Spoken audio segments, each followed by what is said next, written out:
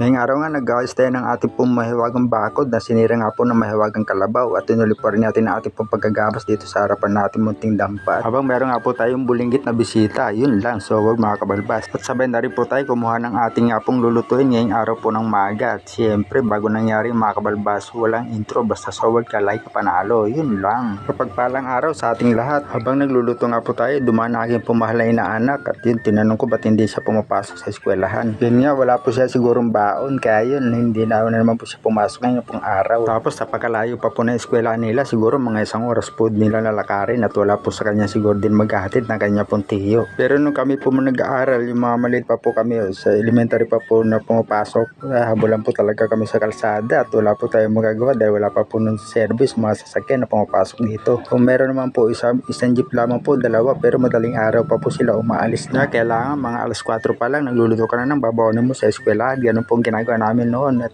siyempre kahit wala po kaming baon na pera, pasok pa rin po. Ang importante po sa amin dati kasi makapag-aral, makapagtapos. Yun lang. At kung magkaroon naman po kami ng baon, siguro malaki na po yung pinakapiso noon at marami ka na po mabibili. Siguro 4 na piraso na po mga tinapay. Yun lang. So mga kabalbas, balik na po pala tayo dito habang nakasala nga po yung ating pong mahiwagang kanin. Ituloy na po natin paggawa po dito sa ating nga pong munting dampay. Yung bakuran nga po natin kahapon, pinasok po ng kalabaw na aking pumalapinsan. Ito nga po, hindi na po natin na bantayan na maigi dahil nga po hinintay po natin kahapon yung mag-iistima nga po ng aming pong papakabit nga po na kuryente na installment. Yun lang. At yung pinakagastos po pala ngayon, isasama daw po yun sa bill ng kuryente o is makukonsumo mo. Kaya yun lang, buti na lang meron po tayong ganito na mga free na online job na wala kang gagawin kundi maglakad ka lang maghapon o bahala ka kung saan ka pupunta. Yun lang, so mga kabalbas, basta importante binabayaran po yung ating po mga paghakbang o yung steps po natin dito sa apps po na ito. Kaya kung interesado po kayo, message nyo lang po ako para maibigay ko po sa inyo ang kumpleto pong detalye. Salamat po pala sa mga nagme-message po sa akin para po magpaturo sa ganitong klase po ng negosyo o ng pwede natin po kakitaan ng libre. At siyempre tuloy-tuloy lang po tayo kahit na barya-barya po pag naipon yun, pwede na po natin i-cash out. Kaya nga po may ilan po ako dito mga estudyante na nakikita na inalo ko po dahil tama-tama paglalakad po nila medyo may kalayo ng eskwelahan at pwede nila po ito isabay. Yun lang, so mga kabalbas, at sayang din yung pong pagkakataon po nila at malapit na rin po talaga ang magpasko. Yun lang, kailangan po nila makbili na kanila po mga pang Christmas party o pang exchange gift nila. At tapos ako naman po mamimigay din pa ako sa mga inanak ko po rito dahil napakarami din po nila. Yun lang, so word. At tapos po pala natin ayusin natin po mahiwagang bakod. Ito naghanap po muna tayo ulit ng ating pong ulamin pero wala po tayo nakita.